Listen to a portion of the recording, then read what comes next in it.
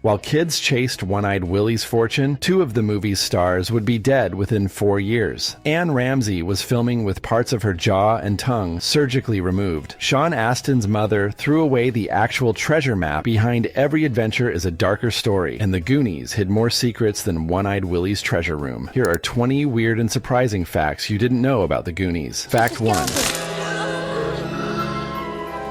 After filming Wrapped, director Richard Donner gave Sean Astin the beat-up treasure map prop as a memento, the actual map that drives the entire plot of the film. It was a generous gift, a piece of movie history that would have been priceless to any Goonies fan, but Astin never got to keep his treasure. His mother, actress Patty Duke, was cleaning up and came across the weathered, coffee-stained, blood-speckled piece of paper that looked like it had survived 300 years of abuse. To her, it looked exactly like what it was designed to be. Old, worthless garbage. She threw it away. Astin was devastated when he discovered what happened. The irony was almost poetic. The hero of a movie about finding buried treasure lost his own treasure to the trash can. The map itself had been carefully aged by production designer J. Michael Riva, who spent an entire afternoon making it look authentically ancient. He poured coffee on it to stain it and dripped real blood along its edges. All that painstaking work to create movie magic, only for it to end up in a garbage dump. Years later, Astin still regretted the loss, though he hopefully forgave his mother for the accident. It remains one of the most unfortunate examples of a movie prop meeting an inglorious end. At least Astin had other tangible memories from his time filming The Goonies, including launching one of the most successful acting careers among the cast. Fact 2.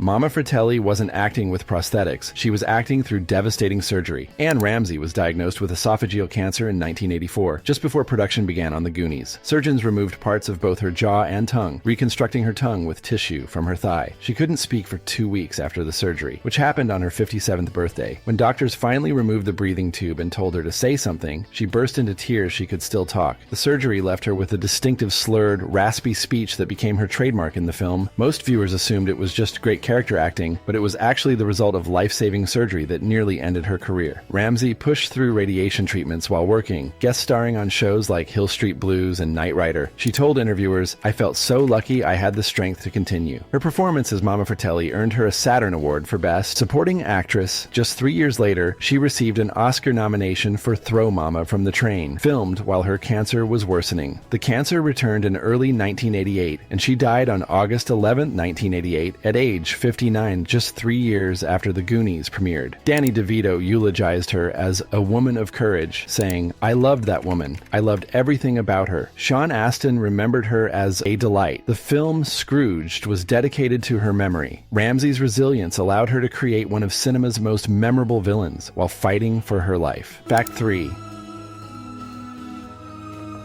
When the Goonies discover One-Eyed Willy's treasure room and the pirate ship, they're surrounded by dozens of skeletal remains. What audiences watching the film don't realize is that most of those skeletons weren't props. They were real human bones. According to various crew members, the only skeleton in the entire film that was not real was Chester Copperpot's, which was made of plastic. Every other skeleton on screen, including the skeleton organ and One-Eyed Willy's remains, were actual human skeletons. This was relatively common practice in Hollywood productions of the era, as real skeletons were actually cheaper and easier to obtain than having high-quality fake ones manufactured. Medical supply companies would sell real human skeletons to film productions, educational institutions, and museums. The ethical questions about using real human remains for entertainment purposes weren't as prominent in 1985 as they are today. Donner and his crew simply needed dozens of convincing skeletons for the pirate ship scenes, and real bones were the most practical solution. The revelation has disturbed some fans over the years, particularly when they realized their favorite childhood adventure film literally featured dead people as props. But it's a fascinating piece of film history that shows how different production practices were just a few decades ago. Modern productions would almost certainly use synthetic skeletons for both ethical and practical reasons. But the Goonies' pirate treasure room is adorned with the genuine article, real human beings who donated their bodies to science and ended up in one of the most beloved films of the 1980s. Fact 4.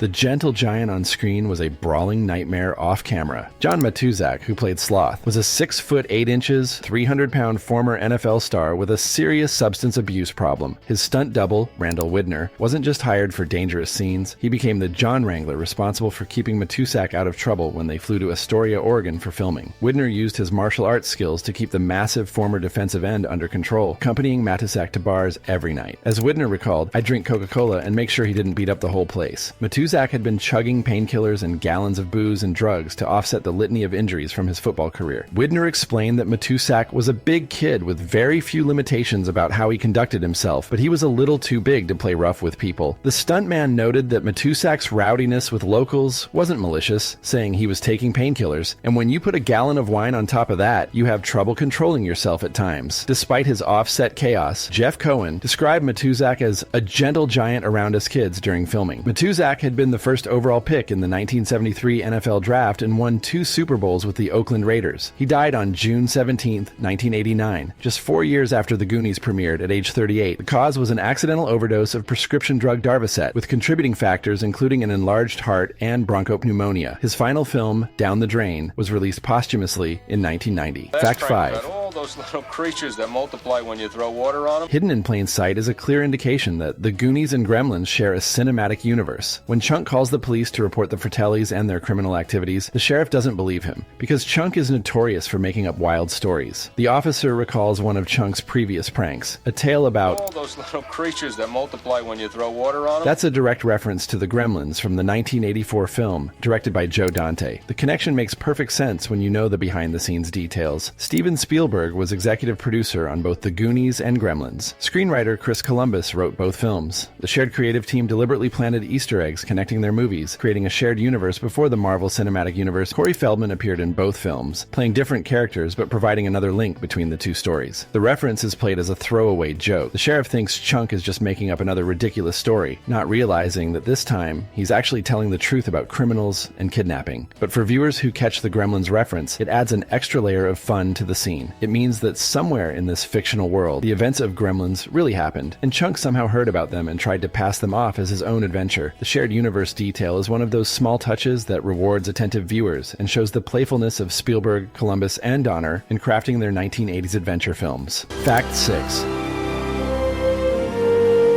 One-Eyed Willy's pirate ship, the Inferno, wasn't CGI or a miniature. It was a fully functional 105-foot-long vessel built specifically for the production. Construction took 2.5 months and required roughly 7,000 square feet of materials. Production designer J. Michael Riva's team built it on Stage 16 at the Burbank Studios in California, one of the largest sound stages in the United States at the time. The ship was patterned after Errol Flynn's vessel in the 1940 film The Seahawk, with enormous sails, the largest measuring 30 feet by 60 feet. The construction methods were so innovative that they were later used to refurbish Disney's Pirates of the Caribbean ride. It was a magnificent piece of craftsmanship that looked spectacular on camera and became one of the most iconic images from the film. But after production wrapped, they faced an unexpected problem. Nobody wanted it. Director Richard Donner called every amusement park in the United States trying to find someone who would take possession of the ship. Despite the film's eventual success, no theme park was willing to pay the massive cost of moving and maintaining it. The ship was built as a movie prop, not necessarily a seaworthy vessel, which limited its practical use. When all attempts to donate or sell it failed, they were forced to scrap the entire structure. The Inferno was destroyed, dismantled, and thrown away like any other set piece. It's a tragedy of film history. Today, any amusement park would have jumped at the chance to own such an iconic piece of 1980s cinema. But timing is everything, and in 1985, before the film became a cult classic, the ship was just an expensive liability. Fact 7.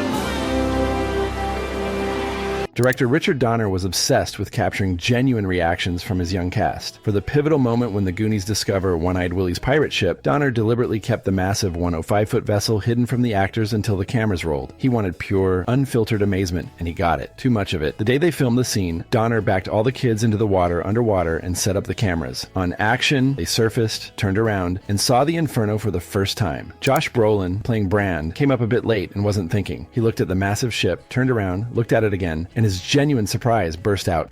Donner immediately yelled, "What?" They had to reshoot the entire scene. The moment has become Hollywood legend, with Brolin recounting the story on Conan O'Brien's podcast years later. He admitted, "I ruined the whole thing." What audiences see in the final film is actually the second take, still featuring genuine reactions, but slightly more controlled. The story has been repeated countless times in interviews and documentaries. Brolin's jaw was literally down to his knees. It was the perfect testament to the quality of the ship's construction and Donner's directorial strategy, even if the first attempt didn't go according to plan. Some cast members have disputed parts of this legend. Sean Astin said he'd been shown the ship beforehand, but multiple sources confirm that at least some of the kids experienced it for the first time on camera. Fact 8. Here now, Dan. Call Harvey.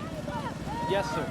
Directors often hide themselves in their films, and Richard Donner was no exception. At the end of The Goonies, when the kids are finally rescued and reunited with their families on the beach, several police officers arrive on ATVs to help manage the scene. One of those officers, the gray-haired sheriff riding a quad, is actually Richard Donner himself. It's a brief appearance, but it's the director's way of inserting himself into the adventure he created. Donner wasn't the only crew member to appear in the final scene. One of his assistant directors also plays a police officer arriving on the beach. This practice of putting crew members in small roles was common throughout the production. Many of the background extras throughout The Goonies were played by various crew members and family members of the cast. For example, the man who plays Mouth's father at the end of the film was actually a cameraman on the crew. Chunk's mom was played by Jeff Cohen's real mother, Elaine Cohen McMahon. These small touches helped create a sense of family and community both on screen and behind the scenes. Everyone involved in the production became part of the Goonies world in some way. Donner's cameo is particularly fitting. The man who guided the entire adventure gets to be present for its triumphant conclusion, riding in to help save the day, just like the heroes he directed. It's a small moment of playfulness that captures the spirit of fun and camaraderie that defined the entire production. Fact 9. Leave it.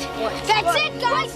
What's that? 3 rocks. The treasure map that drives the entire plot of The Goonies looks authentically aged, weathered, and ancient because production designer J. Michael Riva went to extreme lengths to make it that way. Riva thought the prop looked too new and clean when it was first created, so he spent an entire afternoon personally aging it to make it appear over 300 years old. His process started normally enough. He poured coffee on the map to create stains and give it a worn, discolored appearance. But when he wanted to add blood for extra authenticity, he discovered the prop department was completely out of paint. Rather than wait or compromise his vision, Riva made an impulsive decision. He grabbed a sharp object, cut his own finger, and dripped his real blood along the edges of the map. The blood dried into the paper, creating the perfect illusion of age and danger. It was a small act of dedication that most viewers would never notice or think about, but it speaks to the level of craftsmanship that went into every detail of the production. Riva wasn't just making a prop. He was creating a piece of pirate history, and he was willing to literally bleed for it. The map became one of the most iconic props in the film, the MacGuffin that sends the kids on their adventure. And hidden in that weathered paper were actual drops of the production designer's blood, making it more than just a prop. It was a genuine artifact created with pain and dedication. Unfortunately, as mentioned earlier, the map's fate was less than dignified. Sean Astin's mother threw it away, thinking it was trash. Fact 10. Chunk's famous Truffle Shuffle was Jeff Cohen's only live-action feature film role. The Goonies was his first and last major movie appearance. His acting career ended with Perfect Harmony, a 1991 TV movie. But Cohen didn't leave the entertainment industry. Instead, he went to law school and became one of Hollywood's most successful entertainment attorneys. Cohen graduated from UCLA School of Law and co-founded law firm Cohen Gardner LLP in 2002, specializing in entertainment law. He's been recognized as a prominent attorney in the industry and has served as an adjunct professor at UCLA School of Law, teaching the next generation of entertainment lawyers. He's contributed articles to the Huffington Post and become a respected voice in entertainment law. His legal career came full circle in 2022 when his former Goonies co-star Ke-Huy Quan asked Cohen to negotiate his participation in Everything Everywhere All at Once, the film that would win Quan the Oscar for Best Supporting Actor. During his acceptance speech, Quan called Cohen his Goonie brother for life, showing that the bonds formed during filming remained strong decades later. Cohen has maintained connections with his castmates and occasionally participates in Goonies reunions and celebrations. Director Richard Donner wrote Cohen a recommendation letter for his application to UC Berkeley, showing how much he valued the young actor. Though Cohen's time in front of the camera was brief, he found tremendous success working behind the scenes, proving that Goonies never say die, they just pivot to law school. Fact 11. The water slide that the Goonies rode down to reach the cave with One-Eyed Willy's ship wasn't a special effect or a movie trick. It was a fully functioning water slide built specifically for the production. The end credits thank the Langford Surf Coaster Corporation for constructing it, and by all accounts, it was an absolute blast to ride. According to cast and crew, director Richard Donner and the film crew would allegedly sneak back to the soundstage after filming wrapped for the day just to ride the slide themselves. It became an unofficial perk of working on the production. Spend the day filming, then end the night with a thrilling ride down a massive movie water slide. The slide was substantial enough to safely send all the young actors down one after another for the actual filming, which must have made those particular shooting days especially fun for the cast. Imagine being a child actor in the 1980s and getting paid to ride a water slide over and over again for the cameras. No wonder the cast members look like they're genuinely having the time of their lives in those scenes. They really were. The construction of a real, functioning water slide rather than attempting to fake it with camera tricks or miniatures shows the the practical effects approach that defined 1980s filmmaking. It also demonstrates the level of investment and creativity the production put into every aspect of the film. The slide wasn't just scenery, it was an actual experience for the actors and a playground for the crew, creating genuine joy and excitement that translates to the screen. Fact 12. Even the most carefully watched films have mistakes that slip through. The Goonies contains a notable blooper that somehow survived editing and made it into the final theatrical release. In the scene after Chunk breaks the water cooler in the basement of the abandoned restaurant, Sean Astin, playing Mikey, accidentally calls Josh Brolin by his actual name instead of his character name, Brand. It's a quick slip-up that most viewers miss on first viewing, but once you know it's there, it's impossible to unhear. The mistake suggests that either the director and editors missed it during post-production, or they decided it wasn't worth the time and expense to reshoot the scene for such a minor error. In the 1980s, reshooting meant bringing the cast and crew back, rebuilding the set, and spending significant money to fix what amounted to a split-second mistake that most audiences would never notice. The decision to keep the take reveals the practical realities of filmmaking. Sometimes good enough really is good enough, especially when you're working with child actors on a tight schedule and budget. It's also a reminder that these were real kids making a movie, not perfectly trained professionals. They were bound to slip up occasionally, calling each other by their real names instead of their character names. The blooper has become part of the Goonies lore, something fans enjoy hunting for on rewatches. It's a small humanizing detail that makes the film feel even more authentic and lived in, a reminder that real people created this movie magic. Fact 13.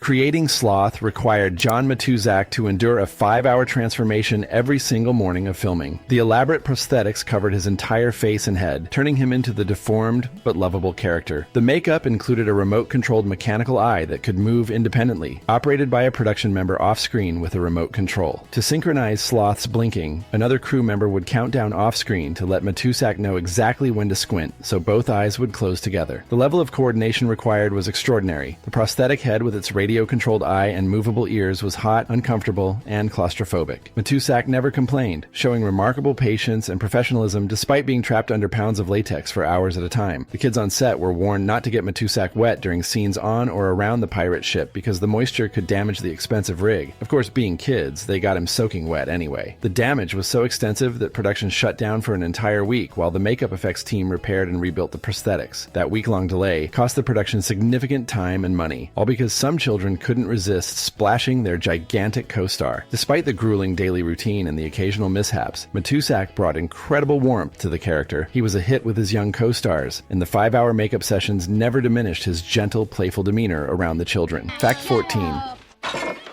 Here's your water. When production wrapped on the Goonies, director Richard Donner headed to his vacation home in Hawaii to relax and recover from the intense 5-month shoot. He had no idea what producer Steven Spielberg had planned. When Donner arrived in Hawaii, he was shocked to discover that Spielberg had secretly flown the entire cast of kids to Hawaii to celebrate the completion of the project. It was a generous gesture that showed how much Spielberg cared about the film and the young actors who brought it to life. The surprise worked perfectly, but only because Spielberg had coached the kids on how to keep the secret. The producer told them to act mean to Donner in the days leading up to the trip, giving him the cold shoulder so he wouldn't suspect anything was happening. The kids played their parts perfectly, treating Donner poorly enough that he had no idea they were all about to reunite in paradise. The party was Spielberg's way of thanking everyone for their hard work and dedication. Spielberg had been heavily involved in the production from the beginning. He came up with the original story, served as executive producer, and even secretly directed a few scenes himself, including the wishing well scene and the scene where the gang bangs on underground pipes. The Hawaii surprise showed the close bond that formed during filming. These weren't just actors and crew members doing a job. They'd become a family during those months in Oregon and California. Spielberg's surprise party was the perfect ending to an adventure that had been just as wild off-screen as it was on-screen. Fact 15. The Goonies Are Good Enough wasn't just a hit song, it came with one of the most ambitious music videos of the 1980s. The video was directed by Richard Donner himself and released in 2 parts. Part 1 premiered on MTV on May 7, 1985, before the film opened, and Part 2 debuted after the film's June 7th release. Together, they formed a 12-minute epic that was essentially a mini-movie. Steven Spielberg had made Cyndi Lauper the musical director for the Goonies soundtrack, and she took the responsibility seriously. The video featured an incredible roster of celebrities, including WWF professional wrestlers Captain and Lou Albano, who'd appeared in several of Lauper's previous videos: Rowdy, Roddy Piper, Wendy Richter, The Fabulous Moolah, The Iron Sheik, Nikolai Volkov, Freddie Blassie, and Andre the Giant, appearing only in part 2. The video also featured Steven Spielberg in a cameo, Lauper's manager David Wolf, and the majority of the Goonies cast. The Bangles appeared as a group of female pirates. They were relatively unknown at the time, but were friends with Lauper and had just contributed a song called I Got Nothing to the soundtrack. Lauper's real mother appeared as Katrina, Cindy's mother, and the Sea Hag. The video even included the infamous octopus that was cut from the final film, giving it at least one moment in the spotlight. At the end, Andre the Giant appears in a cloud of pink smoke and starts punching everyone. Roddy Piper reportedly broke character and yelled to Donner, Spielberg, and Lauper that the video wasn't supposed to end like this, while being chased by Andre, none of which was planned, but was left in anyway. Fact is 16. One of the film's running jokes involves Rosalita, the Walsh's housekeeper who doesn't speak English, creating amusing misunderstandings and communication difficulties. But actress Lupe Ontiveros, who played Rosalita, was born in the United States and spoke perfect, fluent English in real life. It was pure acting. She was pretending not to understand a language she'd spoken her entire life. Ontiveros was an accomplished actress who appeared in numerous films and television shows throughout her career, always bringing authenticity and depth to her roles. Playing a character who didn't speak English required her to carefully avoid accidentally responding to English dialogue or showing understanding on her face during scenes. The performance worked beautifully, with Rosalita becoming a beloved character despite her limited dialogue. According to Jenny Lou Tugend, who played Mrs. Wang Data's mom, the original ending was supposed to be different. Rosalita wasn't going to discover the jewels in Mikey's marble bag until much later, when everyone regrouped at the Walsh home, and she was doing laundry while the family prepared to sign the foreclosure papers. The ending was changed to wrap up the story more quickly on the beach, and to make sure the Inferno pirate ship was the final shot of the film. This gave Rosalita a more triumphant moment, pulling the gems from Mikey's wet clothes right there on the beach and immediately saving the day. It's a more dramatic and satisfying conclusion than having her find them later while doing mundane laundry. Fact 17. We're in deep shit now, Francis. When Sloth triumphantly tears off his vest and shirt to reveal the Superman logo underneath, it's one of the film's most crowd-pleasing moments. Within the story, it works perfectly. Sloth has been watching old adventure movies and imagining himself as a hero, so of course he'd wear Superman's symbol. But the real reason for the costume choice was an inside joke about director Richard Donner. Donner had risen to international fame after directing Superman, the movie in 1978, the film that launched the modern superhero genre and made Christopher Reeve an icon. 7 years later, Donner was still closely associated with the Man of Steel. Having Sloth wear a Superman shirt was the crew's way of playfully acknowledging Donner's most famous work while making it relevant to the character and story. Sloth also wears a Raiders t-shirt earlier in the film, which is a nod to John Matusak's football career. He won 2 Super Bowls with the Oakland Raiders. The production filled the film with these small, thoughtful details that added extra meaning for those who knew the context. Donner was known for his sense of humor and his collaborative approach with cast and crew, so it's entirely in character that he'd approve and enjoy this self-referential joke. The Superman reveal has become one of the most iconic images from the Goonies, with Sloth's heroic moment cementing his place as the film's unexpected champion. And every time viewers see that famous logo, they're witnessing a tribute to the director who made Superman soar and the Goonies adventure unforgettable. Fact 18.